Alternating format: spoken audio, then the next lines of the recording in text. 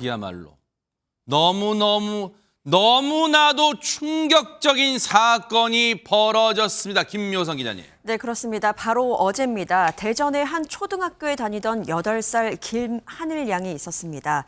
평소처럼 방과 후에 돌봄 수업을 들은 후에 오후 4시 50분쯤 학원에 갈 시간이 됐습니다. 그런데 나오지 않자 학원 차량 기사가 학부모에게 연락을 취합니다. 그리고 부모는 아이가 없어졌기 때문에 바로 경찰에 실종 신고를 합니다. 네. 학부모가 아이의 그 휴대전화 안에 위치 추적을 할 수 있는 장치가 있었는데 이것을 가동을 하면서 네네. 교직원 그리고 경찰과 함께 아이를 찾아 나섰는데요. 수색 결과 사라진 아이가 있었던 곳은 학교 2층에 위치한 시청각실 그 안에 창고였습니다. 어허. 그토록 찾던 하늘 양과 그리고 40대 교사가 있었는데 흉기에 공격을 당한 채 쓰러져 있던 모습을 보게 됩니다. 어허. 두 사람 모두 병원으로 이송이 됐지만 발견 당시 심정지 상태로 위급했던 하늘 양은 결국 사망하고 말았습니다. 아니, 학교 안에서 발견이 되는데 흉기에 공격을 당한 채 발견됐어요. 아니, 박주희 변호사님, 학교에서 흉기라뇨? 이게 대체 무슨 말입니까, 이게? 네, 그 아이가 발견되었던 시청각실에는 아이 혼자 있었던 게 아닙니다. 이 피를 흘리고 있던 교사가 있었는데요. 근데 이 교사는 자상은 입었지만 이 생명에는 지장이 없는 상태였습니다. 어허. 경찰은 학교 건물에 외부인 침입 흔적이 없다라는 점을 미루어서 이 40대 교사를 유력한 용의자로 지목을 했습니다. 그리고 이 당일 오후 9시쯤에 이 해당 교사는 내가 흉기를 휘둘렀다라고 범행을 자백을 했습니다. 뭐라고요? 그리고 시청각실 내 창고에서 실제 흉기가 발견되기도 했고요. 네. 그래서 경찰은 교사가 범행을 저지른 후에 자해를 시도한 것으로 추정을 하고 있습니다. 세상에 듣고도 믿기지가 않습니다. 40대 교사가 8살 아이를 왜 무참히 살해했을까요? 그것도 모르고 그 순간에 애타게 이 아이를 찾아 나선 가족들은 얼마나 애가 탔을까요? 얘기 들어보시고 이어가 보도록 하겠습니다. 실시간 음성을 들을 수 있는 어플을 하늘이한테 깔아놔서 그 어플을 통해서 하늘이의 상황을 실시간으로 듣고 있었고요. 그 시각은 약 4시 50분 정도부터 제가 듣기 시작했습니다. 그때부터 하늘이의 목소리는 아무것도 들리지 않았고요. 나이가 있는 여자의 거친 숨소리가 계속 들렸습니다. 약 100m 전력 질주한 그런 헥헥거리는 소리가 들렸고요. 서랍을 여닫는 소리가 계속 들렸습니다. 그리고 하늘이 핸드폰으로 제가 알람을 계속 올리면 하늘이가 매너 모드든 무음이든 상관하지 않고 계속 알람 소리가 울리는데 그거를 강제적으로 종료하는 소리가 1시간가량 들렸고요.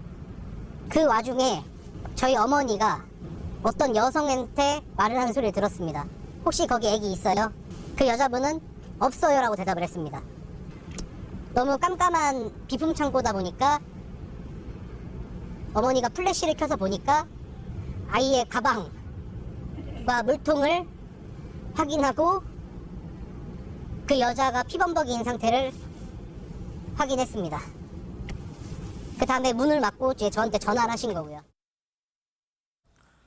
지금 전후 상황을 지금 고 김하늘 양의 아버지를 통해서 저희들이 들었습니다만 듣고도 지금 충격 그 자체입니다. 전현 평론가님. 예, 하늘 양이 이렇게 사망한 곳에서 많은 국민들이 안타깝고 또 분노하고 있는데요. 이 하늘 양이 사라진 시간대를 한번 저희가 짚어보면 일단 돌봄 교실이 4시 30분쯤 끝났습니다.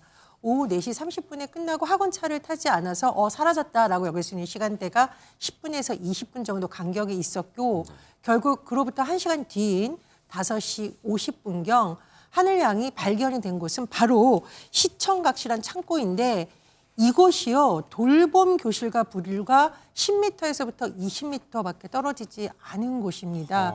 그래서 우리가 사실 사건을 재구성해 보면 참 어땠을까라는 여러 가지 추정을 할 수밖에 없는데 일단 이 현장을 처음 발견한 것은 하늘 양의 친할머니라고 해요.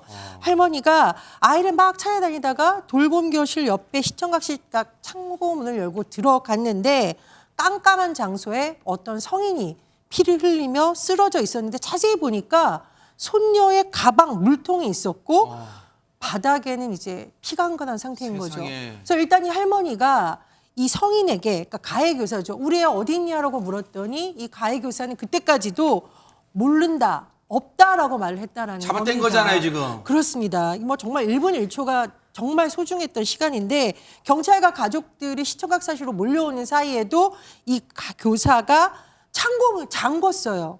그리고 경찰이 결국은 문을 부수고 들어가서야 하늘양이 발견이 된 겁니다. 하늘양의 아버지가 참 안타까운 심정을 다시 한번 짚었는데 특히 이 부분입니다. 지금 왜 앞에서 설명해 주신 거 보면 왜 앱을 통해서 소리를 듣고 있었잖아요. 그럼 하늘이가 공격을 당했으면 비명을 질렀을 수 있는데 만약에 그 비명 소리를 우리가 들고 조금 더 빨리 대처했다면 아이가 다치기는 했겠지만 과연 이렇게 사망에 이르기까지 세상에. 했을까 이런 추정이 또 나오는 대목이기도 합니다. 지금 이 상황을 현장에 이제 도착했을 때 그 시청각실 창고문을 강제로 경찰이 부수고 들어갔을 때 그곳의 처참한 모습, 하늘의 처참한 모습을 본 부모의 가슴은 갈기갈기 찢어졌을 거 아니에요. 관련 얘기 들어보시고 이어가 보도록 하겠습니다. 이거는 계획적인 범죄라고 100% 확신하고 있습니다. 하늘이는 수십 군데 칼에 찔렸고 저항을 한 흔적으로 있는 것 같은 게 손에도 엄청난 칼자국들이 있었습니다. 이유? 그 사람이 어떻게 했는지 지금 어떤 상황인지도 모릅니다. 제가 항상 얘기합니다. 엄마 아빠와 학교 선생님은 너희를 지켜주는 슈퍼맨들이야. 근데 학교 선생이 죽였습니다. 세상에 너무너무 비참하고 비통하고 지금 믿기지가 않아요. 그런데 보세요. 고윤기 변호사님 8살밖에 안 된 아이한테 이런 무참한 짓을 저지른다는 게 일단 믿기지가 않아요. 너무 충격적인데 이 인간, 이 교사라는 인간 뭐하는 인간인가 진짜. 요 가해자인 교사는 40대로 알려졌습니다. 이 교사가 작년 12월 9일에 우울증 등으로 인해서 6개월 동안 휴직을 신청했습니다. 그리고 진단서에는 6개월 동안 치료가 필요하다라는 문구가 적혀 있었다고 합니다. 그런데 예상과는 달리 12월 30일에 21일 만에, 그러니까 한 달도 안 돼서 여교사가 복직을 신청했고 복직을 신청할 때도 진단서를 내겠죠. 진단서에는 일상생활 가능이라고 적혀 있었다고 합니다. 그런데 이 복직 후에 이 교사는 교과 전담 교사를 맡게 되었다고 합니다. 그런데 이 하늘양과는 직접적으로 수업을 하거나 어떤 관계는 없었던 것으로 그럼 뭐 담임 교사나 파악되고 그런 것도 아니란 얘기예요? 네, 그렇습니다. 그럼 이 돌봄 교사도 아니란 말이에요. 혹시 고윤 교사님 돌봄 교사도 아니에요. 지금 돌봄 수업이 끝난 다음에 지금 저런 피해를 당했잖아요. 근데 지금 돌봄 교사도 아니란 얘기예요. 그럼 대체 이 인간은 왜 이런 짓을 저질렀을까요? 관련해서 경찰 얘기 들어보시고 이어가 보도록 하겠습니다.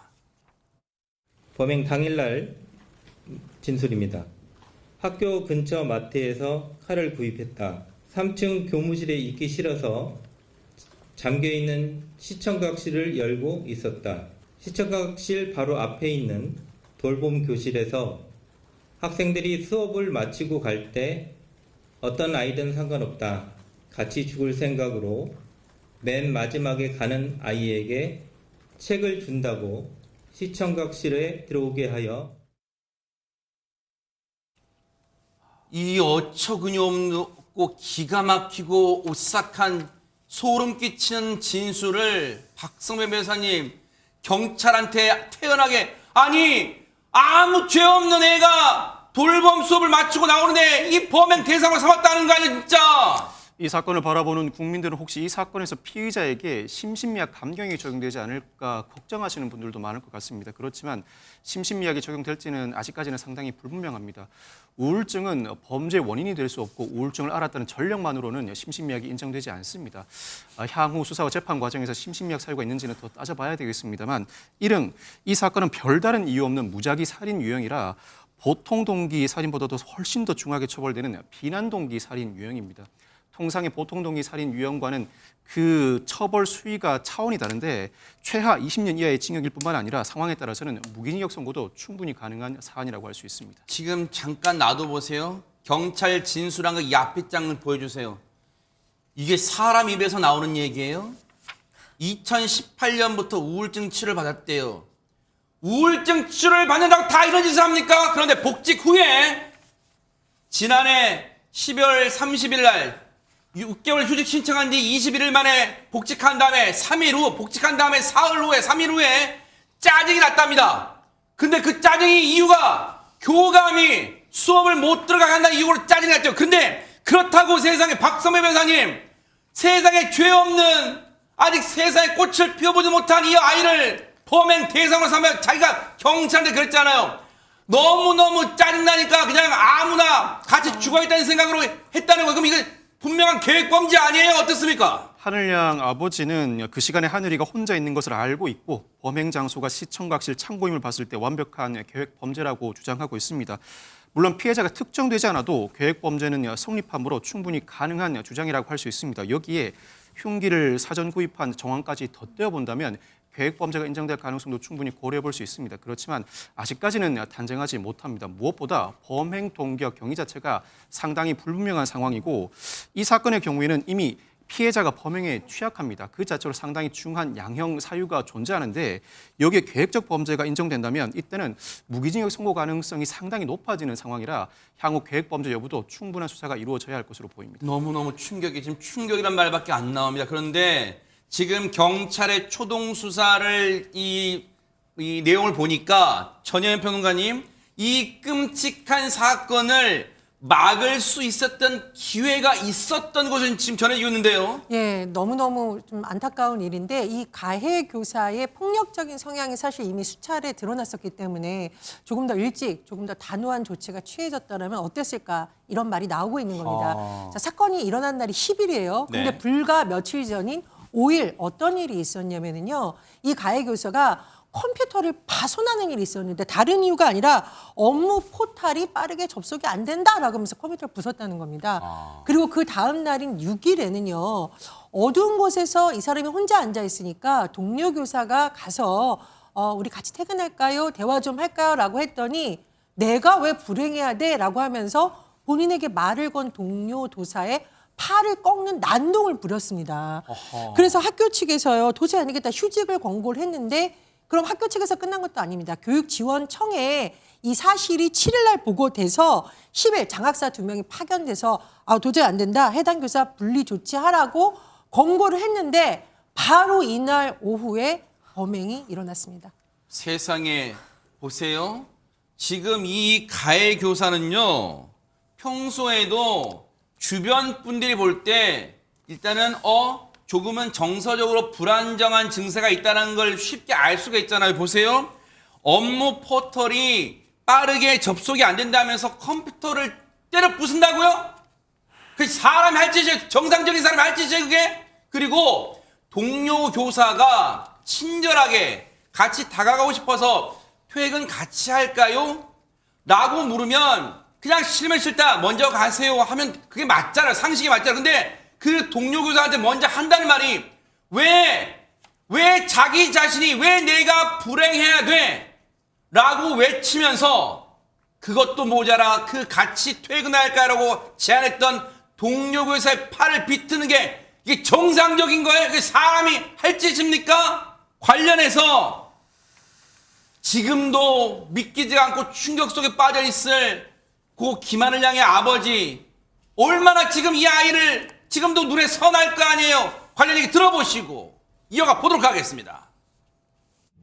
우리 하늘이는 별이 되어서 뛰어놀고 있겠지만 앞으로 저는 어떻게 살아가야 될지 자신이 없습니다.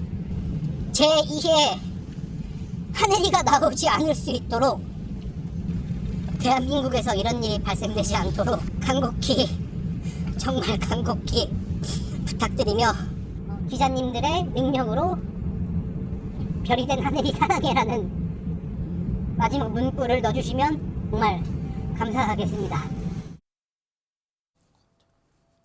가장 안전하다고 생각하잖아요. 그리고 고 하늘양 아버지도 앞서 취재진 언론 인터뷰에서 그랬잖아요. 평소에 하늘이한테 그렇게 교육했다잖아요.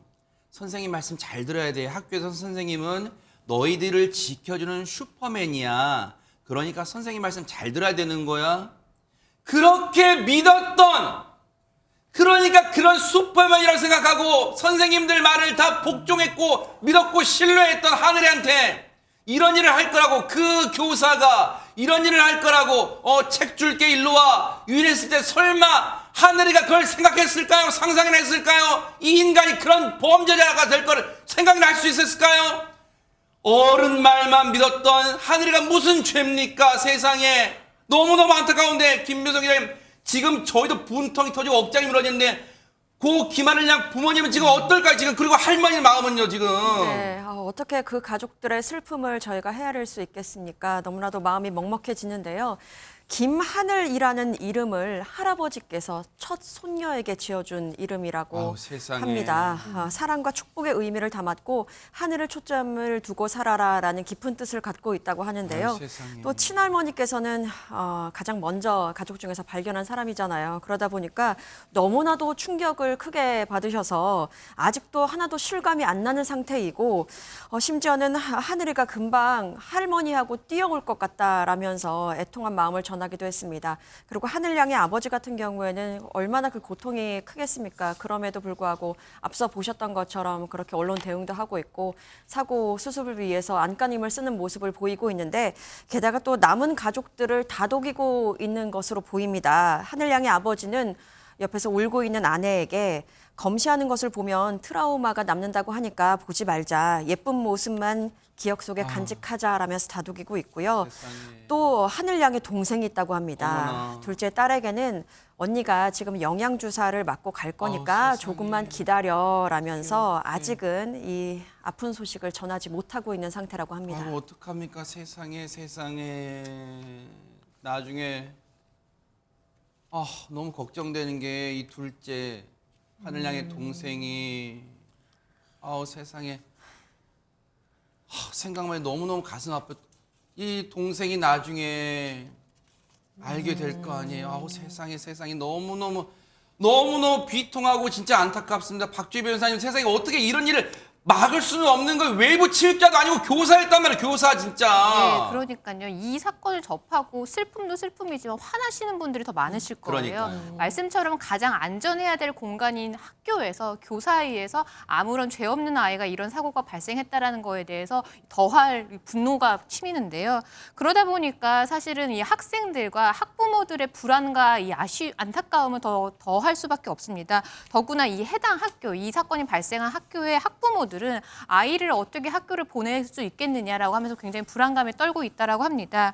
그래서 이 교육청은 오늘 긴급 휴교 결정을 했고요. 14일까지 애도 기간을 설정했다라고 합니다. 그리고 이제 남은 사람들이 어떻게 이제 마음을 추스려야 될지 이 부분도 사실은 중요한 문제인데 이 교직원들을 대상으로 트라우마 위기 대처 전문기관과 연계해서 이 심리 치료도 이제 지원을 하고 있고요. 또 이 학교 학생들 같은 경우도 굉장히 불안해할 수밖에 없잖아요. 그래서 이 학생들에게도 심리 상담 치유 기관을 통해서 이 심리 지원도 할 계획이라고 합니다.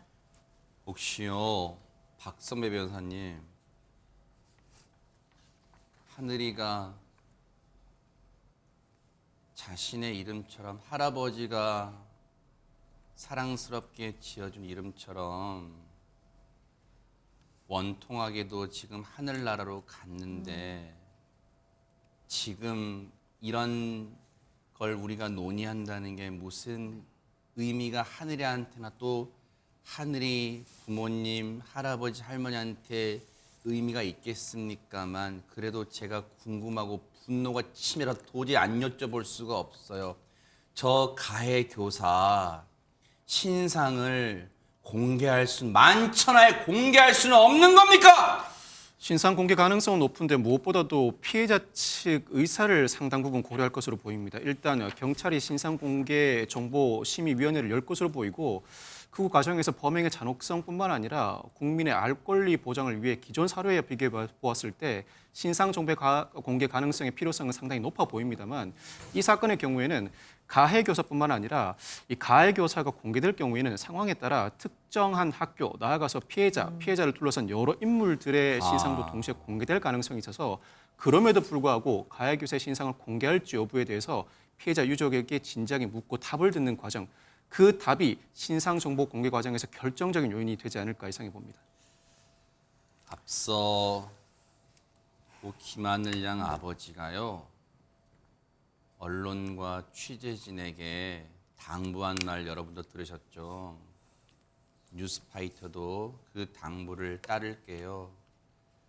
하늘아, 부디 고통 없는 하늘의 이쁜 별로 가기를 바란다.